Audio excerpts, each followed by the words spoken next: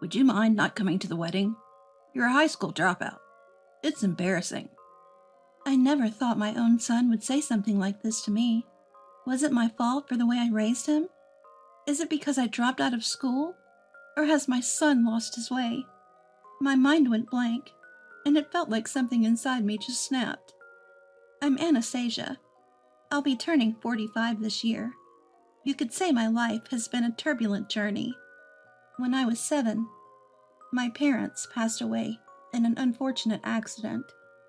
They had been in a bike crash, and by the time I got to the hospital, they were already gone.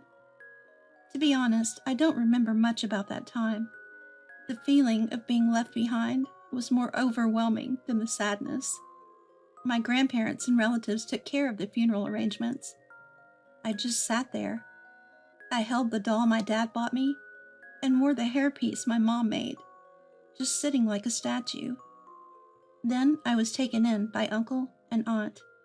Living with them, whom I hadn't been close to, felt awkward. I couldn't treat them like my real parents, and the emotional distance grew wider. On top of that, uncle and aunt didn't get along, and the atmosphere at home was always tense. I was thankful they took me in, but it was not a comfortable place to be. I wanted out. So when it came time to graduate middle school, I made a choice. I decided not to go to high school and instead got a job. Uncle and aunt seemed relieved when I left. I found work in a factory. I chose it because they would hire a dropout, and they offered housing. The work was exhausting, sorting pants, unloading cargo, and other manual labor. That's where I met Daniel. He was 2 years older and mentored me at work. Anastasia, you're always giving your best, huh? At 16, I had no idea how good it felt to be complimented.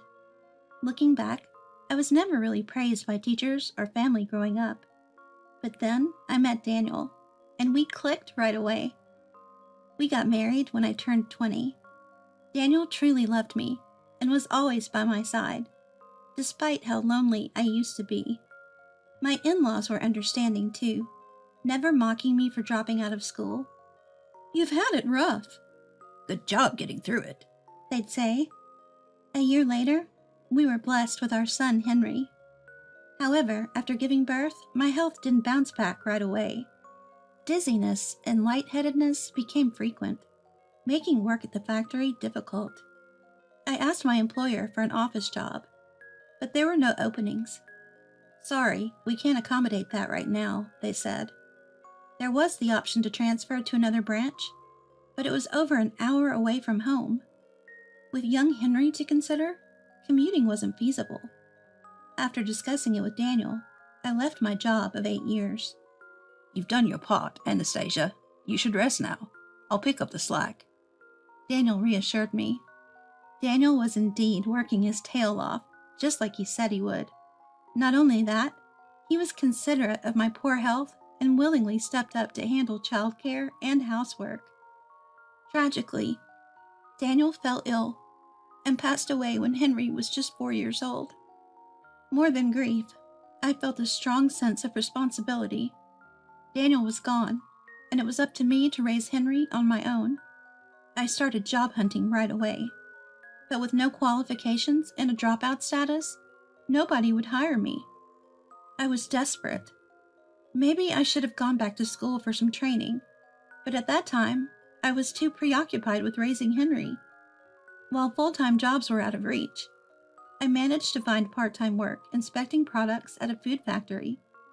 With my salary and various allowances, plus Daniel's inheritance, we managed to get by. Our mortgage got covered by personal credit insurance, which was a big relief. Father-in-law and mother-in-law offered us financial help, but it's not like they had money to spare. I respectfully declined.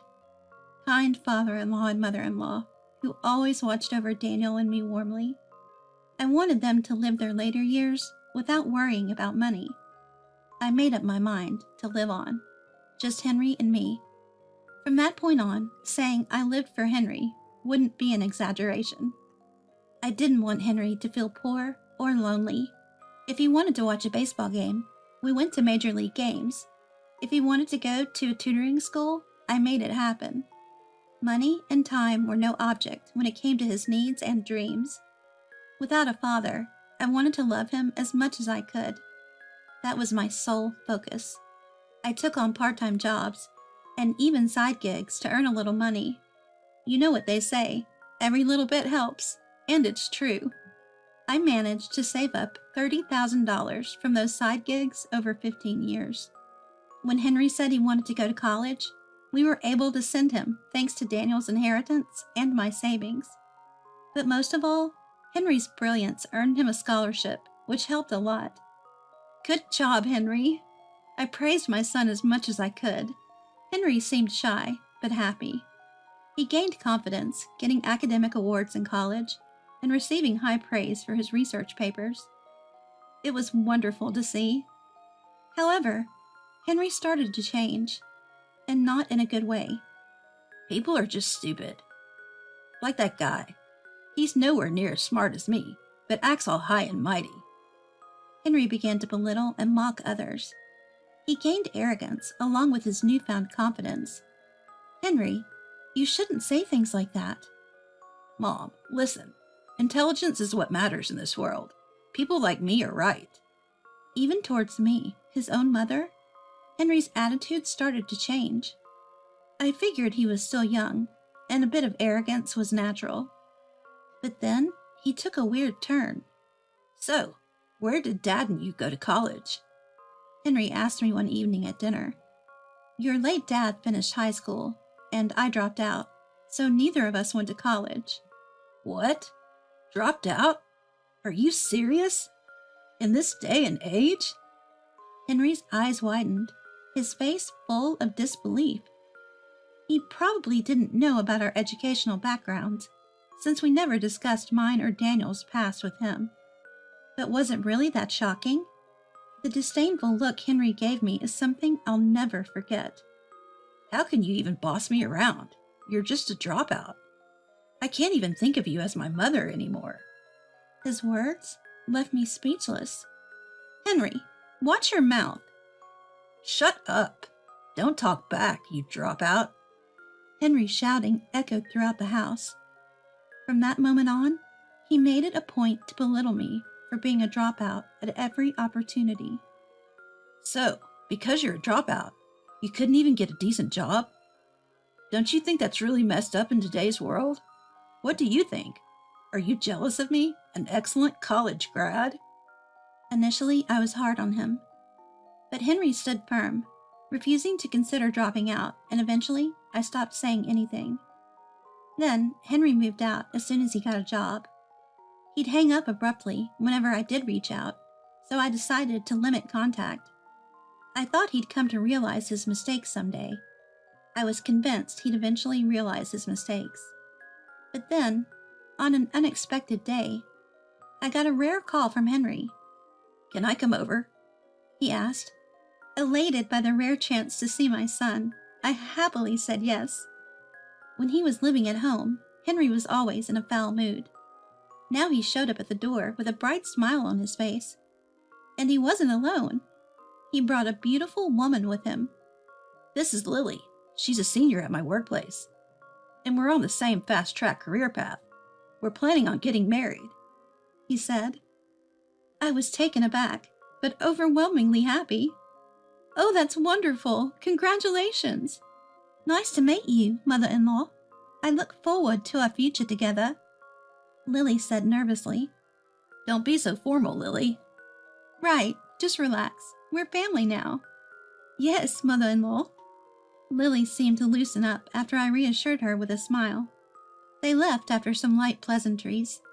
I was overjoyed that Henry, my late husband Daniel's legacy, was getting married. Even if we had grown apart, Henry is still the precious legacy of my dear Daniel. No matter the harsh words or the criticism, he's still my cherished son. Seeing Henry today, I wonder if he's had a change of heart, reflecting on his past actions. His attitude towards me seemed normal, and I felt like we could finally return to being just a regular parent and child. But I was mistaken. That same day, Henry called me. Don't say unnecessary stuff to Lily. Like what? About you being a dropout or your embarrassing job. Henry started calling me you instead of Mom. It seemed I was wrong about his change of heart. Henry, you shouldn't be thinking like that, I warned. Shut up. Your low education makes your opinion irrelevant. Stay quiet, dropout, he said, and abruptly hung up. Nothing had changed. In fact, he'd become even more disrespectful. Where did I go wrong in raising him? I was left feeling like I was on the edge of despair, phone still in hand. Do you knit as a side job, mother-in-law? One day, when Lily came to visit, she saw a bunch of yarn in the living room and asked, Well, yes, I'm not great at it or anything, though. But that's amazing that you do it for work. I've always wanted to try knitting, but I'm so clumsy. Oh, I'd be happy to teach you. Really? That's awesome. When was the last time someone complimented me like that?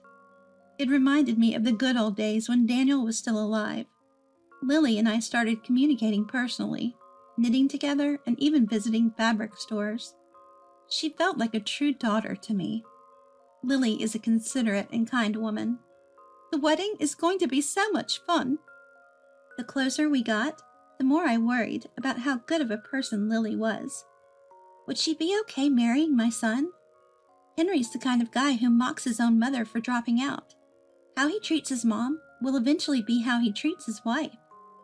Henry is gentle in front of Lily, but I'm the only one who knows his other side. Should I tell Lily?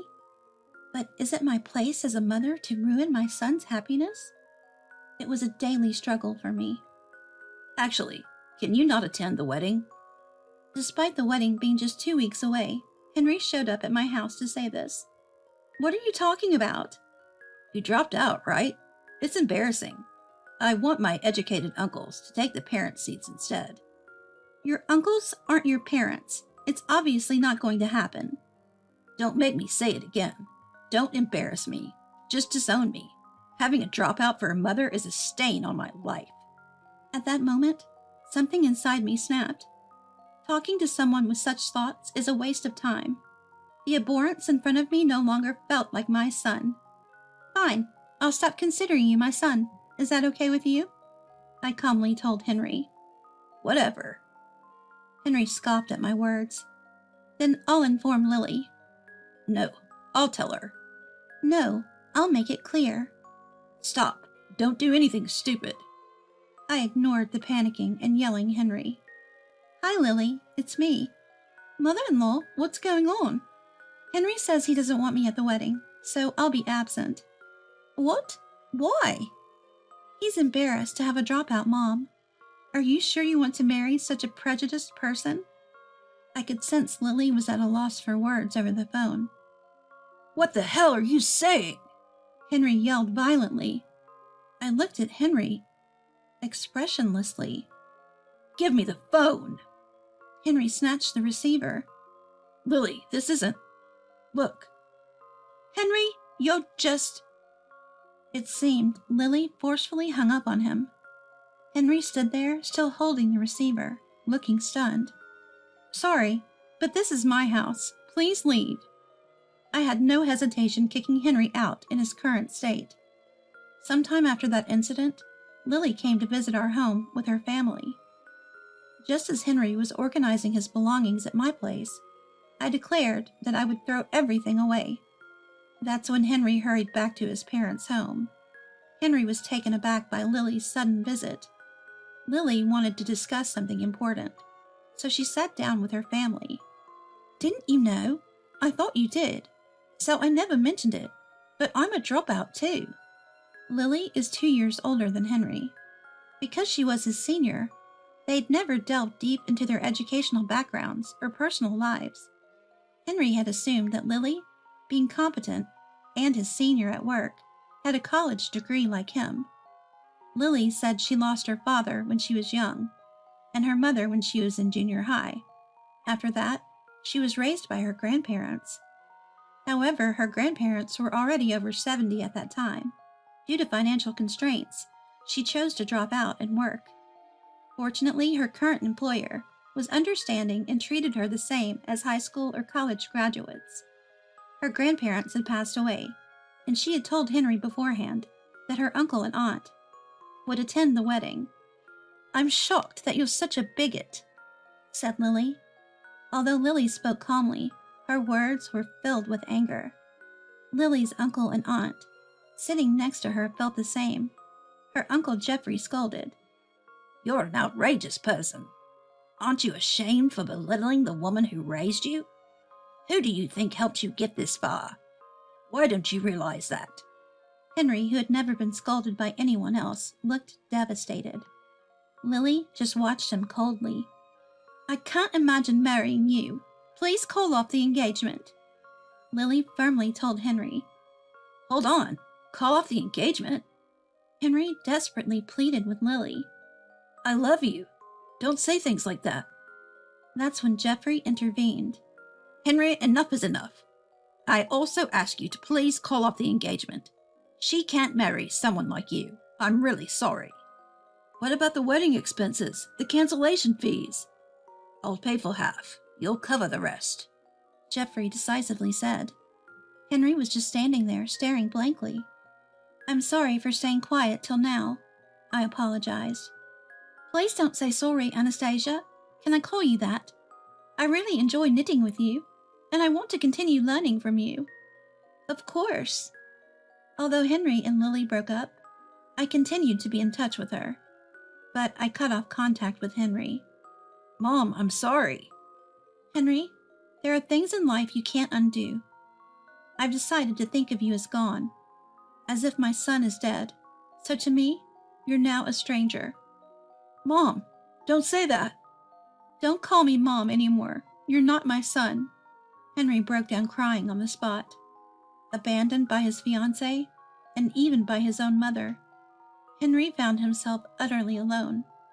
But honestly, I didn't feel a shred of pity for him. All I felt was emptiness. Years later. "Oh, Lily, it's been a while." "Anastasia, long time no see." After breaking off the engagement, Lily had transferred to another branch, so we seldom saw each other. She told me she's now seriously dating a man she met in her new city. "We're thinking about marriage, but we're taking it slow." That sounds wise. By the way, do you know how Henry is doing? Finally, I got an update on Henry, whom I hadn't been in touch with for a long time. Turns out, word got out in the company about why we broke off the engagement, and he became a total outcast. People stopped giving him work, saying he's unreliable, for berating the mother who raised him. He was shifted to a do-nothing job. Well, who'd want to associate with someone who'd say such terrible things? "He really regrets what he said to you," Lily said. "Does he? Well, I couldn't care less now. It's really sad that he only realized this now." Even when Lily talked about my son like that, it felt like she was talking about someone else's problem, not mine. In truth, Henry visited our home once after all that happened. He couldn't stand that I wasn't answering his calls or texts. "Mom, I'm really sorry. I want to mend our relationship starting now." Henry bowed deeply, but I couldn't bring myself to forgive him.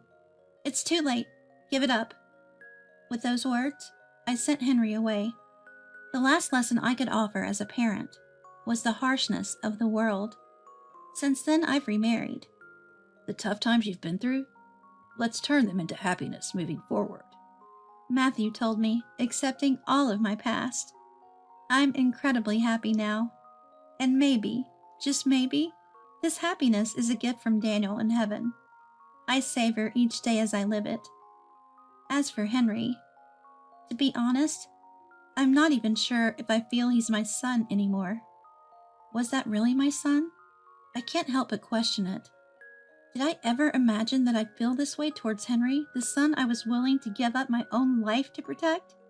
No, no one could have ever seen this coming.